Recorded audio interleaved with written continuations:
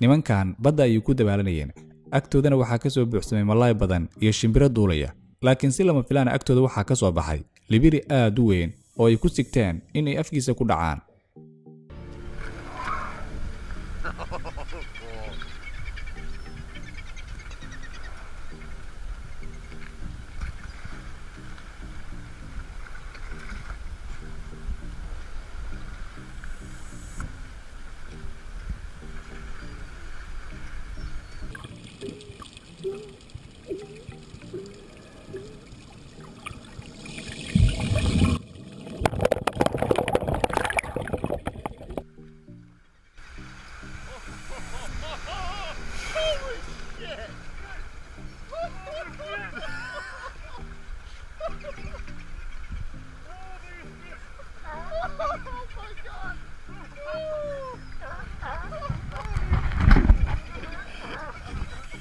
You're gonna have to do more to clean that wetsuit. Oh my god!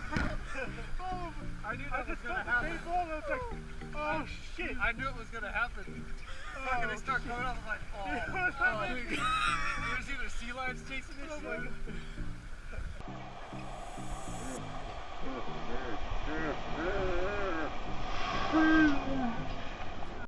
soo dhawaada asxaabta magacaygu waa Maxamed Nabiil kuna soo dhawaada channelka Maanta Plus dunidan waxaa ku nool dad ka badan 7 bilyan oo qof maalin walbana waxaa ka dhaca shilalka gawaarida guryo soo dumay iyo waxyaabo kale oo halis ah dad ayaana ka badbaada kuwana waxay ku noqdaan haddaba maanta muuqaalkan waxaan idinkugu soo gudbinaynaa dad aad u nasiib badan oo waxyaabo halis ah ka badbaaday intaan u guda galin haddii aad ku cusub tahay channelka Maanta Plus subscribe si ay ku soo gaaraan muuqaalada cusub hana hilmaamin inaad la wadaagto asxaabtaada ninkan muuqaalka duubaya meel cidla waxa iskaga hor imaadeen libaax wax uu sameeyay ayuuna garan waayay muuqaalkan ayuuna duubay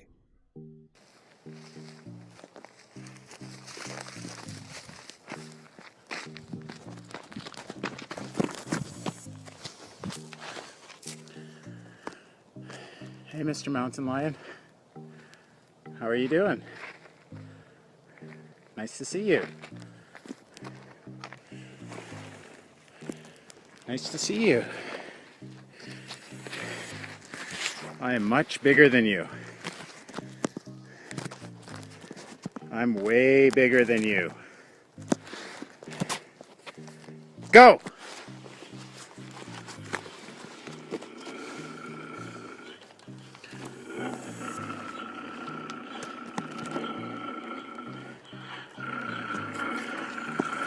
Where are you going?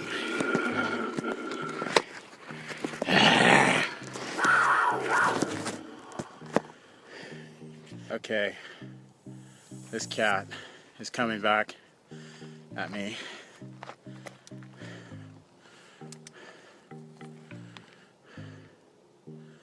This is unbelievable.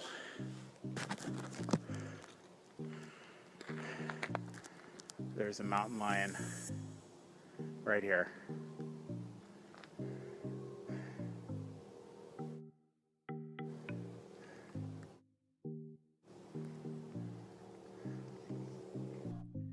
dunida meelo badan oo kamid ah waxa ka sameysma godad aan la garanayn waxa sababay meelahaasina waxa kamid ah dalka Japan bishii November 2016 waxa ka sameysmay wada bartankeeda god aad u weyn oo aan la garanayn waxay sababay mid la yaab ka noqotana waxay ahayd dawladda Japan godkaasi waxa ay ku hagaajisay muddo asbuuc ah oo dawlado badan oo maanta dunida ka jira aysan ku sameyn lahayn oo ay ku qaadan lahayd godkaasi inay hagaajiyaan muddo 2 bil 3 bil ilaa meelahaas oo kale dawladdeena Soomaaliya maxaa u maleynaysaa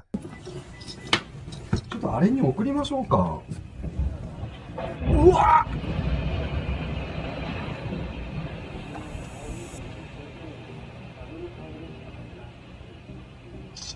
ドカッとやっぱいったな。そうだこれうちも場合によっちゃ出るまだこの辺は大丈夫か。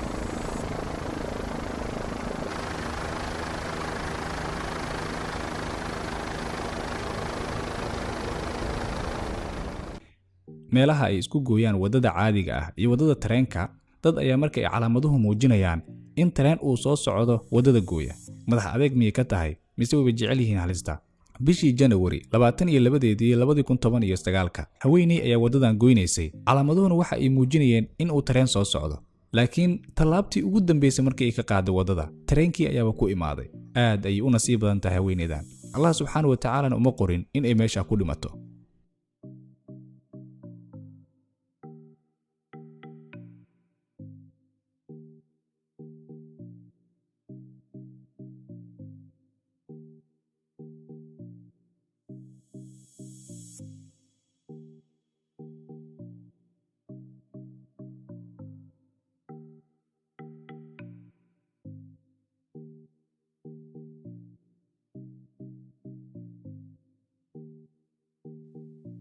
wadamada qaar waxaa ka dhaca dhulgariiro aad u xoogan allaha naga haye wadankeena kama uu dhaco laakiin waxaa lagula taliyaa dadka la kulma dhulgariirka in ay madaxa meel la galaan ha ahaado miis iyo waxyaabo kale muuqaalka aan soo qaadanay waxa uu muujinayaa laba haweeney dukaanka iyo waxa ay ka ahayd kaashiir haweeneyda kalena waxa ay ahayd qof wax ka gadanaya dukaanka hal mar waxa ay la wada kulmeen dhulgariir haweeneydii wax gadanaysay way garan weysay waxa ay samayso haweeneydii kaashiirka ahayd ayaa gacanta soo qabatay miiska ayna madaxa u gelisay